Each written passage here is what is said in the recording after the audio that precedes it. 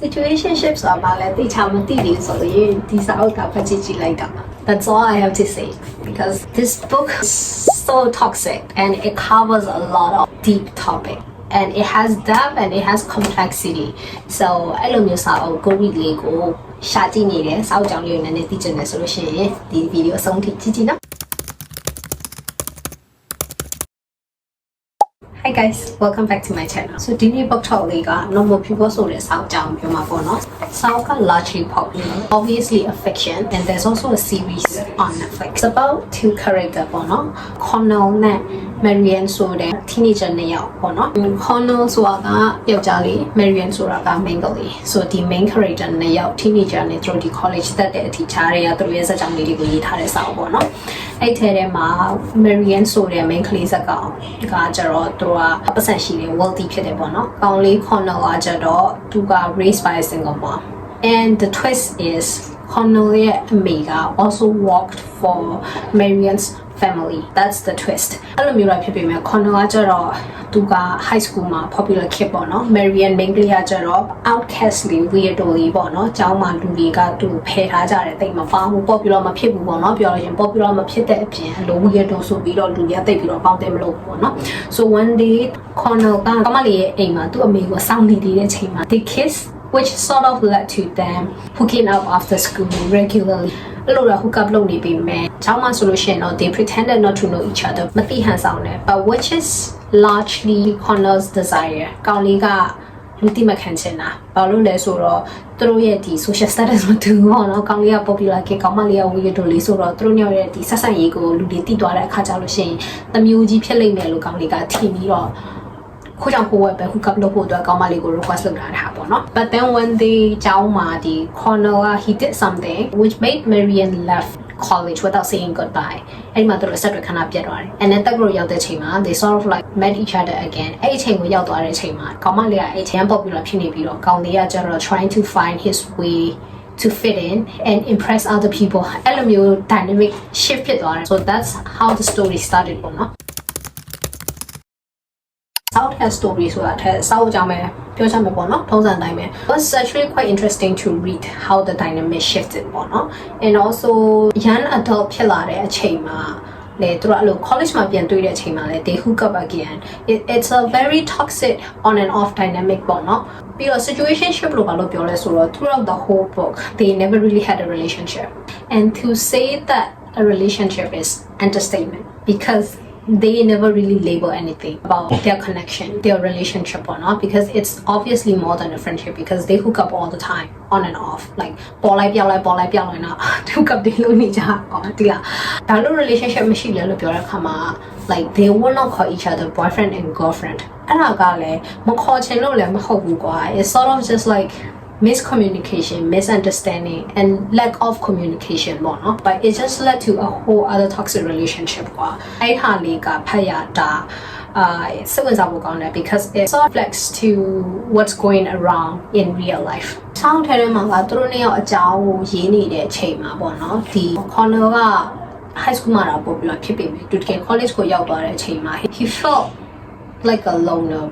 like misfit လိုမျိုးခံစားရတယ်ဘယ်သူနဲ့မှသူအဆင်မပြေဘူးပေါင်းတင်ရတာဂျားထဲမှာသူဝင်မဆက်နိုင်ဘူးပေါ့နော်အဲ့လိုလူတွေနဲ့သူအဆင်ပြေအောင်သူ impress လုပ်ရတဲ့ဟာတွေပါတယ်အဲ့လိုမျိုးသူရဲ့ identity ကိုရှာနေတဲ့ journey လေးအဲ့ journey လေးကဖတ်ရတာစိတ်ဝင်စားဖို့ကောင်းတယ်အဲ့လိုမျိုးပဲ Marianne main ကလေးစကောင်ကကြတော့လေအရွယ်ရောက်လာတဲ့အချိန်မှာ it has to do with the kind of friendship and relationship she seeks out သူကြီးပြင်းလာတဲ့သူရဲ့family dynamic grew up ဖြစ်လာတဲ့ family dynamic ကကြတော့ emotionally neglectful ဖြစ်တဲ့ဖြစ်ချင်တာဖြစ်ပေါ့နော်ပြစ်ထားတာအမေတွေအဲ့လိုပုံစံမျိုးပေါ့နော် and also like physically abusive ဖြစ်တဲ့မိသားစုကနေသူကကြီးပြင်းလာတယ်အဲ့ဒါကတော့ largely သူ့ရဲ့အဖေနဲ့အကိုပေါ့နော်ကောင်မလေးကကျတော့သူ့ဖေနဲ့အကိုက physically abusive ဖြစ်တယ်သူတို့ family ကကျတော့လေဆိုတော့ကောင်မလေးကအဲ့လိုပုံစံနဲ့ကြီးလာတဲ့အချိန်ကျတော့သူအရွယ်ရောက်သွားတဲ့အချိန်မှာလည်းသူရှာလိုက်တဲ့အနားမှာရှိတဲ့သူရဲ့ဒီတငယ်ချင်းရဲ့ behavior တွေသူထားလိုက်တဲ့ရည်စားပေါ့နော်ဒီ relationship တိုင်းကဘယ်လိုမျိုး relationship တွေပဲဖြစ်တဲ့ဆိုတဲ့အရာတွေပေါ့နော်အဲ့ dynamic တွေကိုဖတ်ရတာကစိတ်ဝင်စားဖို့ So would I consider this a good book? I have such a mixed feeling about this one. I actually picked up this book probably like a year and a half ago, and then something on the never puppy that came outside with our South Korean child. Chabirama just recently South Korean little puppy that one. South Korean popular pit this or Palo Yan popular pit that is not teaching me. Okay, I commented later on the end of me. Pajiji me or teaching is only Pajiji like Thomas Albos on Papidora. So Kauna lo Pioya Lucian, yes, Saoka, terms of story solution or character development Nashibu, story or the PV as a shame only, ten la Biorama Sway Kodora, Bones and Yusaisia, Yitara, Mahobu. Have we met Peha Gaunless or Sao Yitare Bonsanga, the character Nayaye internal voice the bono, Marianne Cornelia, Dorothy. Internet voice တွေကိုဖတ်ရတဲ့ပုံစံမျိုးနဲ့ရေးထားတာပေါ့နော်ဒီဇက်လန်ကြီးကိုအဲ့လိုဖတ်နေရမယ်ပေါ့သူတို့အတူထဲမှာရှိနေတဲ့ခေါင်းတွေက thoughts တွေ emotions တွေ feelings တွေခံယူချက်လေးတွေဖြစ်ချင်တာလေးတွေသူတို့ရဲ့ desire လေးတွေကိုဖတ်ရတဲ့ပုံစံမျိုးနဲ့ရေးထားတာတော်တော်အသွေးတွေကိုရေးတဲ့နေရာမှာဆိုလို့ရှိရင်လည်း timeline ကသူ jump လုပ်ချင်တယ်လို့လုပ်သွားတာပေါ့နော်သူအဲ့လိုဂျားတွေကအချိန်ပိုင်းခြားလေးတွေက size ကသူကြော်ချင်တယ်လို့ကြော်ပလိုက်တာကွာဟိုခုံဒီခုံပေါ့နော်ဟိုခုံဒီခုံဆိုတော့ပတ်လက်တွေရအောင်ခုံတာတော့မဟုတ်ဘူးကွာအခုပဲဟို2လ3လဖြစ်သွားတယ်ပြီးရင်6လပြီးရင်8လပြီးတနစ်ကြတဲ့အချိန်အဲ့လိုမျိုးပေါ့ပြီးကြမရှိဘူးအဲ့လို jump လုပ်သွားတဲ့ပုံစံဒါပေမဲ့စာရေးဆရာရေးသားထားတာက I would say the author has done a pretty good job establishing both the voices and rhythm အဲ့လိုဒီ character နှစ်ယောက်လုံးကဘယ် chapter ကသူတို့ရဲ့ဒီ internal voice တွေကိုပြောနေတယ်ဘယ် chapter ကျတော့သူတို့တကယ်အပြင်မှာ communicate လုပ်နေတယ်ဆိုတဲ့ဟာကိုရောမသွားအောင်တေချာလေးရေးသားထားတယ်ပြီးတော့ဒီသူတို့နှစ်ယောက်အပြင်တစ်ခါလေကျရင် because ဒါကသူတို့ရဲ့ဒီ young adult ဖြစ်သွားတဲ့ lifestyle မှာဖြစ်တဲ့ issue တွေကိုရေးထားတာဆိုတော့သူတို့ရဲ့ဒီပတ်ဝန်းကျင်အကြောင်းလည်းပါတယ်ပေါ့နော်အဲ့တော့အဲ့ပတ်ဝန်းကျင်ကတကယ်ချင်းနေနဲ့ conversation တွေပြောတဲ့အကြောင်းတွေကိုရေးသားထားတယ်အဲ့ဟာတော့ size ဆက်ရေးထားတာအရင်တော့တယ်ပြီးတော့စာအုပ်ထဲမှာကသူကဒီ social class နှစ်ခုကိုလည်းတေချာလေးခွဲပြီးတော့ရေးသားထားကွာခြားပုံပေါ့နော်ပြီးတော့ကောင်းမလေးအိမ်ကပတ်စံရန်ရှိရယ်ကောင်လေးကကျတော့ရုံးရတဲ့တာမန်လူနေမှုဘဝနေကြီးပြင်းလာတဲ့ကောင်လေးဖြစ်တဲ့ခါကျတော့သူတို့နှစ်ယောက်ရဲ့ဒီ social class differences ကit affected their value priorities and lifestyle ပေါ့နော်အဲ့လိုမျိုး affect ဖြစ်တဲ့အချိန်မှာလူနဲ့ရောက်ပေါင်းစီဖို့ဆိုတဲ့ဟာတွေကတော့အနေနဲ့များတော့ similar ဖြစ်နေမှာ compromise လုပ်ရလွယ်တာညှိယူရတာလွယ်တာပေါ့နော်အဲ့လိုမှမဟုတ်တဲ့ခါကျတော့ဒီသူနှစ်ယောက်ကြားထဲမှာ misunderstanding တွေမလိုအပ်တဲ့ပြဿနာလေးတွေပေါ်လာတယ်ကွာတဲ့လား it kind of it sort of like push them away from each other ပေါ့နော် so အဲ့လိုမျိုး social issue လေးတွေကိုလည်းရေးထားတဲ့စာအုပ်ကWho's my favorite character in this book? I would say I don't think I have a favorite character because everyone is so messed up in their own way. Character တွေလည်း messed up ဖြစ်တယ်သူတို့ရဲ့တငယ်ချင်းတွေလည်း messed up ဖြစ်တယ်အဲ့လိုပဲကောင်းမလေးထားလိုက်တဲ့ရီစားတွေလည်း messed up ဖြစ်တယ်အဲ့လိုမျိုးပေါ့နော် so favorite character တော့မရှိဘူး all the character in this book they are all rather triggering than compelling ဒီအကုန်လုံးကိုကိုက third party situation နဲ့ဖြစ်ပျက်နေတဲ့အရာလေးကိုကြည့်ရတာပေါ့နော်ဒီအတွေးခေါ်တွေခံယူချက်တွေကိုဖတ်ရတာဘာလို့လဲဆိုတော့လူတွေရဲ့ပြုမှုဆက်ဆံပုံဆိုတာက it's usually driven by our subconscious mind နေနော်အဲ့တော့ဒီထဲတဲ့ character တွေအကုန်လုံးကိုစာရေးဆရာက internal voice အနေနဲ့ရေးထားတာများတဲ့ခါကျတော့ဘာဖြစ်လဲဆိုတော့ဒီဖတ်နေရတဲ့အချိန်မှာအော်ဒီအမှုရာဒီအမှုကျက်လှုပ်လိုက်တာကဘယ်ဟာရဲ့ဘယ်အသွေးအခေါ်က driven ဖြစ်လာတဲ့ character ဆိုတာမျိုးဖတ်ရတဲ့ပုံစံမျိုးဖြစ်လာတဲ့အခါကျတော့စိတ်ဝင်စားဖို့တော်တော်ကောင်းတဲ့စာအုပ်ကိုဖတ်ပြီးတော့ key takeaway ပြောရအောင် I think စာအုပ်ကလေဘာလို့အရင် popular ဖြစ်တာလဲဆိုတော့ it's not because the story is so good this book is largely popular because it feels realistic to what happens in real life အခုခေတ်လူငယ်တွေခြားကပုံနေထိုင်ပုံတွေအတွေ့အခေါ်တွေ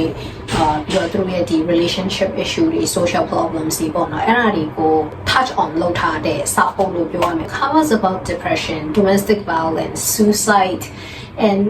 assault အဲ့လို topic တွေကို cover လုပ်ထားတယ်ပေါ့နော် so key takeaway ကဘာလဲဆိုတော့နံပါတ်1ချက်ကကျတော့ခလေးတစ်ယောက်ရဲ့ဒီကြီးပြင်းလာတဲ့ပတ်ဝန်းကျင်ပေါ့နော်အဲ့ဒါရဲ့အရေးပါပုံကိုရေးသားထားတယ်နံပါတ်2ကကျတော့လေ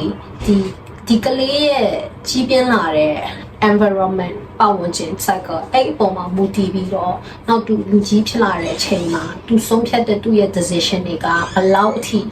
အဲ့ဟာတွေက effective ဖြစ်လဲဆိုတဲ့ဟာပေါ့နော်အဲ့ဒါရဲ့အရေးပါပုံရေးထားတယ်နံပါတ်3ချက်ကကြတော့ဒီစိတ်ပိုင်းဆိုင်ရာကျန်းမာရေးနဲ့ပတ်သက်ပြီးတော့ရေးထားတာအဲ့ဒါကြောင့်မလို့ဒီစာအုပ်ကလေ triggering နဲ့တော်တော်ဖြစ်တယ်ဘာလို့လဲဆိုတော့တွက်လို့ mental health နဲ့ပတ်သက်ပြီးတော့လည်းဘာကို highlight လုပ်ထားလဲဆိုတော့ကွာကိုယ့်ရဲ့ဒီ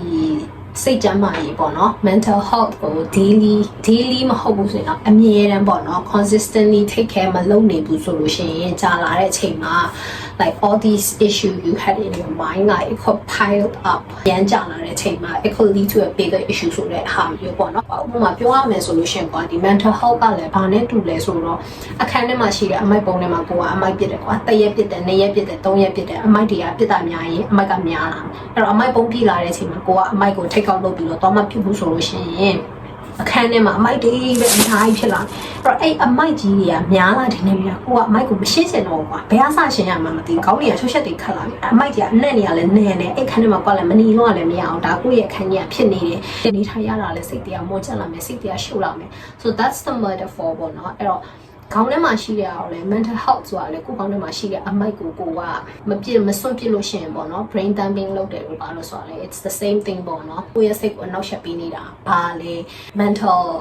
struggle ပေါ့နော်စိတ်တိုင်းဆိုင်ရာကြောစရာရှိတဲ့တောင်ပေါ့နော်အဲ့ဒါကဘာလဲအဲ့လိုအရာလေးတွေကိုတဖြည်းဖြည်းနဲ့ resolve မလုပ်ဘူးဆိုလို့ရှိရင် depressed ဖြစ်လာတယ်လို့နောက်ပိုင်း suicidal thoughts ရှိရလို့အဲ့လိုအကြောင်းအရာလေးတွေကိုပါစာအုပ်က cover လုပ်ထားတယ်ပေါ့ဒီလားအဲ့ဟာကြောင့်စာအုပ်ကိုဖတ်ပြီးတော့လို့ရှိရင် it's not for everybody but it is going to resonate powerfully for some reader စာအုပ်ကိုကြိုက်တဲ့လူဆိုလို့ရှိရင်လည်းအရင်ကြိုက်မယ်စာအုပ်ကိုမကြိုက်တဲ့လူဆိုလို့ရှိရင်လည်းစာအုပ်ကြာဘာမှလည်းမသိဖတ်ရတာဆိုပြီးတော့ဖြစ်သွားလိမ့်မယ် but I would say စာအုပ်က story တော့ကောင်းကောင်းမရှိနေတာ it has depth and it has complexity စာအုပ်ကဘာလို့ story ကောင်းကောင်းမရှိရလဲဆိုတာအဓိကဒီ main character နှစ်ယောက်လုံးက emotionally immature အရင်ဖြစ်တယ် but that's how most of young adults are these days you know emotional immaturity ကလူတိုင်းမှာမရှိနေဘူးလေ emotional intelligence နဲ့ awareness ရှိတဲ့လူမှာဒါ emotional maturity ဆိုတာပါရှိလာတာပေါ့ so character နှစ်ယောက်က immature ရန်ဖြစ်တယ်ပြီးတော့လေသူတို့နှစ်ယောက်လုံးပေါ့သူတို့ရဲ့ personal growth ကို dedicated ဖြစ်ပြီးတော့ work on မလုပ်ဘူးပေါ့နော်အဲ့လိုအကြောင်းအရာလေးတွေကိုဒီ character နှစ်ယောက်အကြောင်းကို focus အရန်လုပ်ပြီးတော့ရေးထားတဲ့စာအုပ်မဟုတ်ဘူးအဲ့အတွက်ကြောင့် character development ကတော့မရှိဘူးအဲ့လိုမျိုးတွေကိုဖတ်ချင်နေဆိုရင်တော့ this is not the book for you ဒါပေမဲ့ခဏပြောသလိုမျိုးပေါ့ like deeper issue ဖြစ်တဲ့ဟာလေးတွေနောက်ဒီခုခေတ်လူငယ်တွေကြားမှာlike ဘယ်လို realistically resonate ဖြစ်တဲ့ issue လေးတွေအဲ့လိုအကြောင်းအရာလေးတွေကိုသိချင်တယ်ဆိုလို့ရှိရင်တော့စာအုပ်က it covers everything it could be triggering but it is a good read I would say စာအုပ်လေးကိုဖတ်ကြည့်ပါဖတ်ကြည့်ပြီးလို့ရှိရင်လည်းထုံးစံတိုင်းပဲ what do you think about this book what was your experience what's your take on this book let me know in the comment section down below I'll see you in my next video bye